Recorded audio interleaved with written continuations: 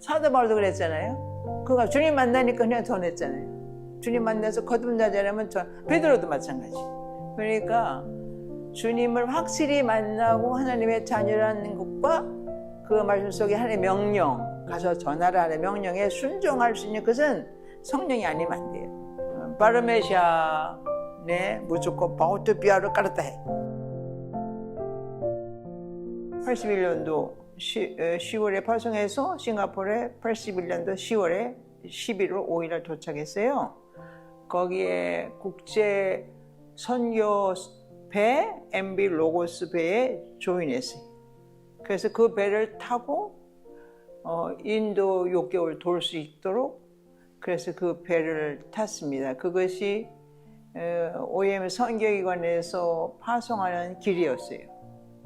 선교지에서는 이제 뭐 여러 가지 사역을 했지만은 교회 사역, 교회도 하나 만들고 또 제자 훈련하고 또 어린이 사역도 하고 또 사랑의 빵 사역, 그래서 구제 사역도 하고 뭐 의료 선교 사업 그런 단기 선교도 하고.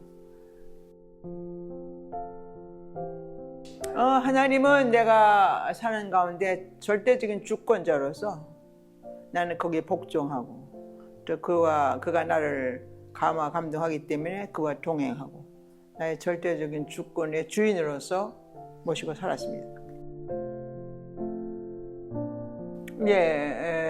제가 이제 20살에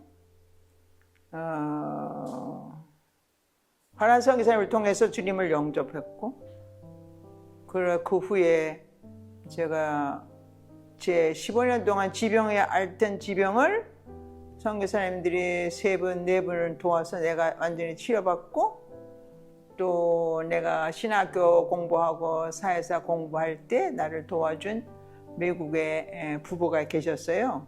그래서 도와주고 그래서 제가 거듭나고 또 모든 선교사들이 저를 도울 때에 나도 그런 사람들처럼 그런 나라에 가서 일을 해야 되겠다 하고 헌신했습니다.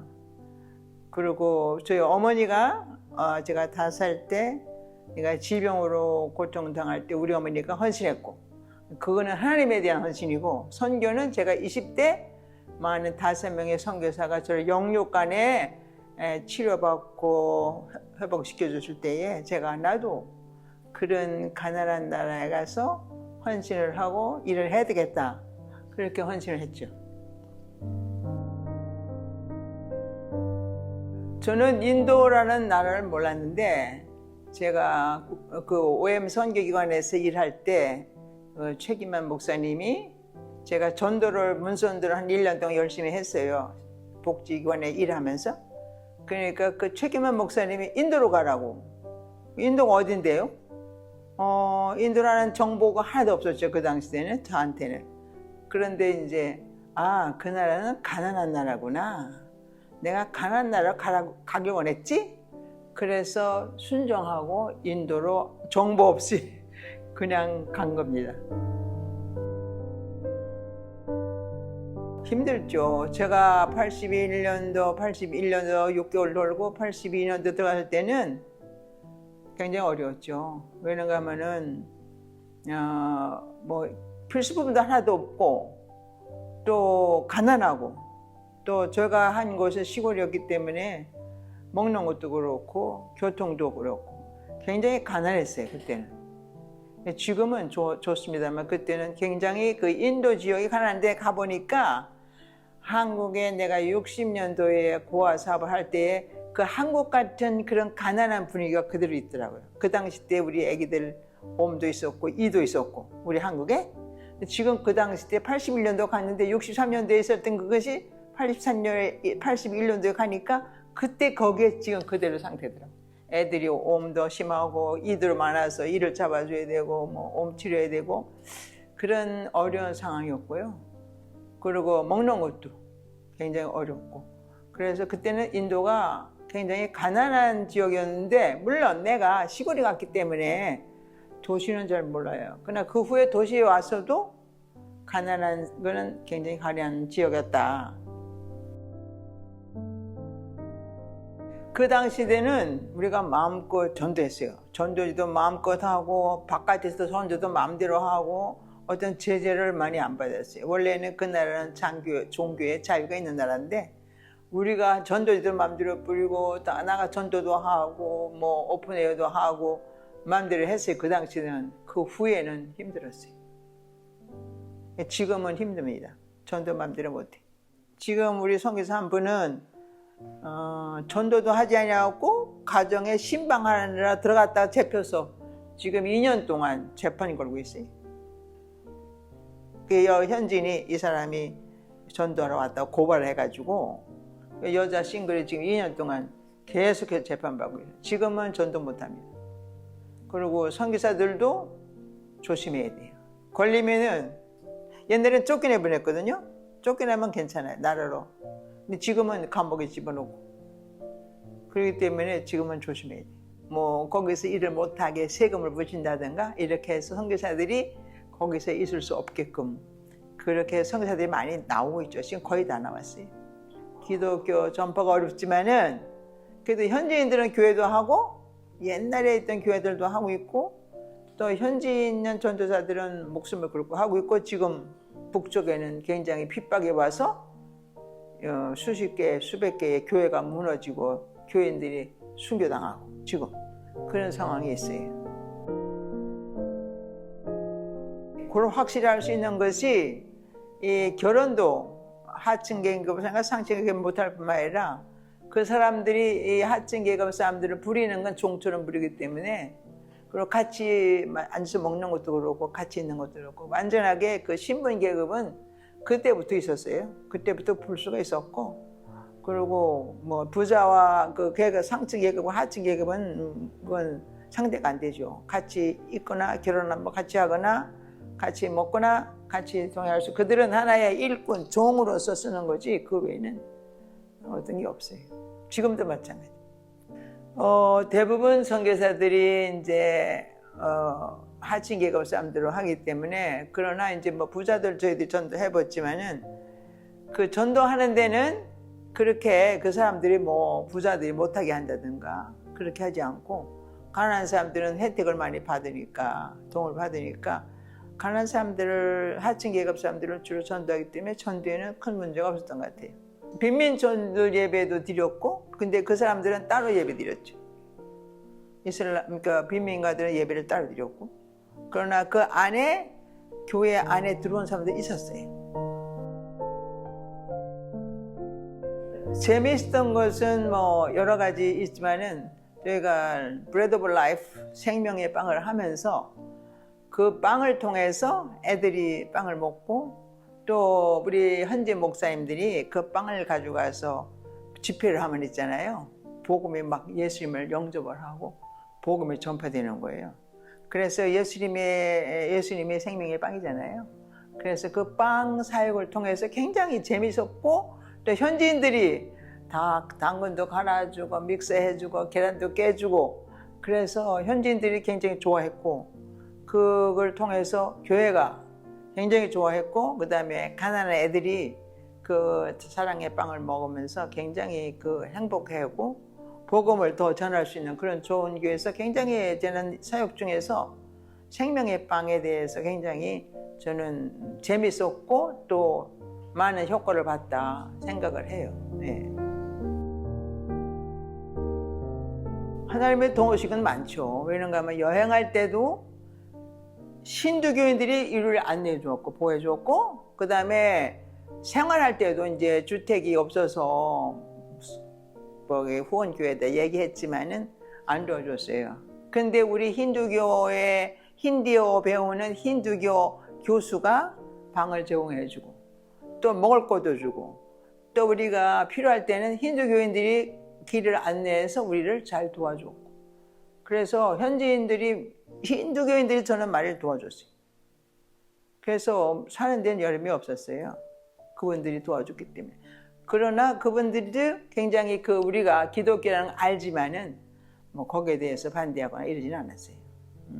내가 도와줄지언정 그 사람들이 굉장히 기독교인들은 하여튼하고 조금 뭐랄까 냉정하다 볼까 사랑이 없다 볼까. 근데 힌두교인들은 선행을 해야지 자기들 천국을 가니까 힌두교인들은 선행하는데 잘하고 아주 잘해요. 제일 어려웠던 건 비자 문제였어요. 비자 문제 때문에 굉장히 어려웠어요. 그래서 아이고 그만둬야 되겠다. 그렇지만 기한이 있고 그래서 제일 어려웠던 게 비자 문제였어요. 그리고 또 한 가지는 환경이 너무 어려웠어요. 예를 들어서 시골에 가고 여행을 해야 되는데 이 화장실이 없는 거예요. 그래갖고 굉장히 고생을 많이 했어요. 화장실이 없어서 시골에 가서 차를 머물고 화장실 가려면 땅바닥에 싸는 거예요. 근데 땅바닥에 전체 싸가지고 발 디딜 곳이 없는 거예요. 그러니까 화장실이 어려웠고 그다음에 비자 문제가 어려웠지. 딴 거는 뭐 먹고 자고 이러는 거는 뭐 우리가 사막에서 살 때도 이랬지만은 크게 문제가 없었어요. 그리고 더웠죠. 저 갔을 때는 49도까지 올라갔어요. 그 온도가 지금은 그렇게 많이 안 올라가는 것 같아요. 그리고 지금은 다 에어 컨디션도 있고 시설이 좋아서 지금은. 근데 우리는 그것 때 아무 때도 없었거든요.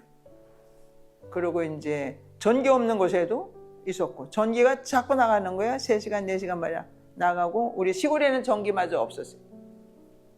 수도도 없고 뭐 그런 거 좀 환경이 좀 어려웠지만 뭐 그거야 다 가난한 나라니까 큰 문제 되지 않았지만 그런 게 좀 어려워서 야 이건. 그러다가 나중에 방콕 가니까 방콕이 너무 좋은 나라더라고요. 아 방콕 가서 살 거라도 여기서 했지? 늦었지만 그런 생각이 들더라고요. 예. 기억에 남는 사람 우리 할아버지 하나 있어요. 엘리 메시라고 시골에 있는 할아버지가 하나 있는데 고리강가라고 이제 도시에서 한 6시간, 8시간 정도 가는 그 시골이에요. 네 할아버지는 박신이라는 그 전도자를 통해서 예수를 믿어갖고 완전히 그 지역은 한 500명 되는데 완전히 초가집이에요. 동네가 흙집이고. 근데 그 할아버지는 확실히 예수를 믿어가지고 거듭나가지고 자기 그 초막 초가집에서 매일 저녁 때 예배를 드렸어요. 그러다가 그 힌두교인들이 고발해서 감옥에도 가고. 그런데 또 그 다음에 그 지역 주지사하고 또 친해가지고 도움도 받고. 그래갖고 그분이 애를 9명 낳았어요. 근데 그 9명 중에 지금 5명이 목사예요. 그거 다 예수 믿고. 그래서 그분이 맨발로 스레퍼 하나 신고 사방으로 전도하고 저도 하고 같이 많이 다녔는데 그러고 일도 열심히 하고. 그래 그 지역에서 매일 촛불 안에 등주 같은 거 피워놓고 매일 저녁에 그 예배를 드렸어요. 근데 얼마나 그 지역이 강한지 잘 안 돌아오는 거예요. 그러다가 이제 그 할아버지가 학교를 세웠는데 그게 잘 안 됐어요. 그러나 거기서 자녀들이 지금 자고 있고 그 할아버지 자손들이 계속 사방에 흩어져서 지금 목회를 하고 있어요. 아주 훌륭한 그 무식한 할아버지인데 그렇게 열심히 있는 그 할아버지 기억에 남아요. 엘리마 씨라고.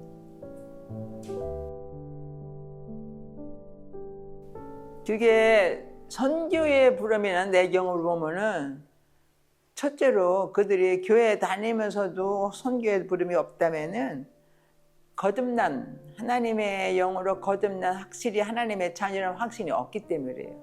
저 같은 경우에는 내가 선교사를 통해서 완전히 거듭나서 성령 받아가지고 아 하나님이라 해야 되겠구나 그런 생겼는데 지금 청년들은 교회는 열심히 다니지만은 자기가 정체성에 대해서 확실하게 거듭나지 않은 것 때문에 그래서 그 헌신이 안 된다고 생각을 하기 때문에요. 그리고 어떤 계기들이 없는 거. 저도 계기가 있었거든요. 외국 사람을 만나는 계기라, 선교사를 만나는 계기라든가 거듭나는 계기를 누가 제공 안 해주면은 모르잖아요. 그냥 교회만 왔다 갔다 하고 구원의 확신도 받을 수 있는 기회도 없고 성령이 오지 않으면 못하는 거예요. 그러니까 그 선교 못하는 사람들을 청년들을 가르치려면 성령 세례, 물세례, 성령 세례 받으라 그랬잖아요. 성령 세례를 받아가지고 능력이 오야지. 사도 바울도 그랬잖아요. 그가 주님 만나니까 그냥 전했잖아요. 주님 만나서 거듭나자라면 베드로도 마찬가지. 그러니까 주님을 확실히 만나고 하나님의 자녀라는 것과 그 말씀 속에 하나님의 명령, 가서 전하라 하는 명령에 순종할 수 있는 것은 성령이 아니면 안 돼요. 그래서 청년들을 훈련시키고 청년들을 선교지를 보내려면은 집중적으로 성령의 세례, 성령의 능력이 임해야만이 누가 시키지 않아도 본인이 하나님이 이끄시니까 저는 그게 분명하기 때문에 선교는 콜링이 분명해요. 그리고 거듭남이 분명합니다. 그게 없으면 선교를 못 가요. 그래서 청년들한테 제 조카도 지금 젊은 사람이 지금 목사가 되려느냐 선교사가 되려느냐 기도하고 있는데 그 확신에 대해서 확신이 본인이 없으면 못하는 거예요. 헌신과 순종이에요. 헌신과 순종을 해서 거기에 말씀에 순종하고 그 다음에 자기 삶이 청빈하게 거룩하게 살아감으로써 그 삶이 그리고 정직하게 하나님의 백성은 정직하게 사는 거예요.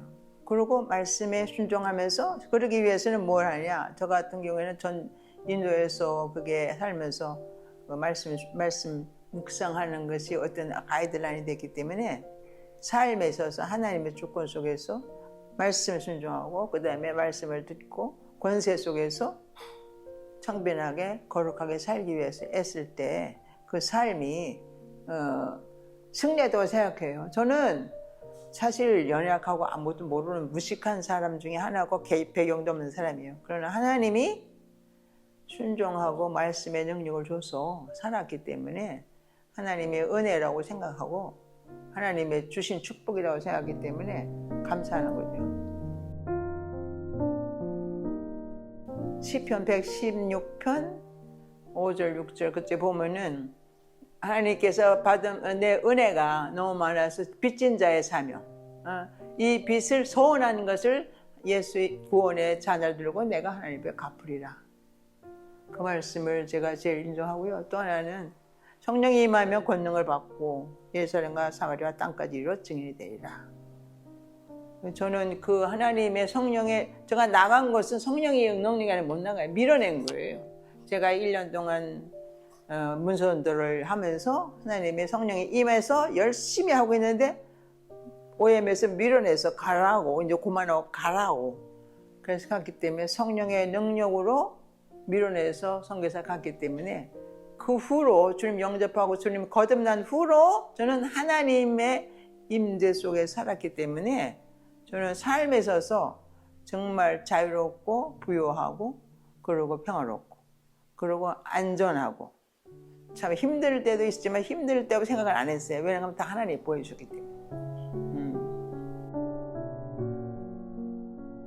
사랑하는 강선자, 네가 81년도에 아무런 정보와 아무런 안내와 확신과 어떤 보장이 없지만은 내가 나를 믿고 하나님을 믿고 순종하여 나가서 많은 일들을 하지 않았지만은 내가 너와 하나님의 나를 도와줘서 강선자가 얼마나 놀라웠고 재미있고 어렵고 힘들었지만은 40년 시간을 하나님이 승리한 것을 축하한다.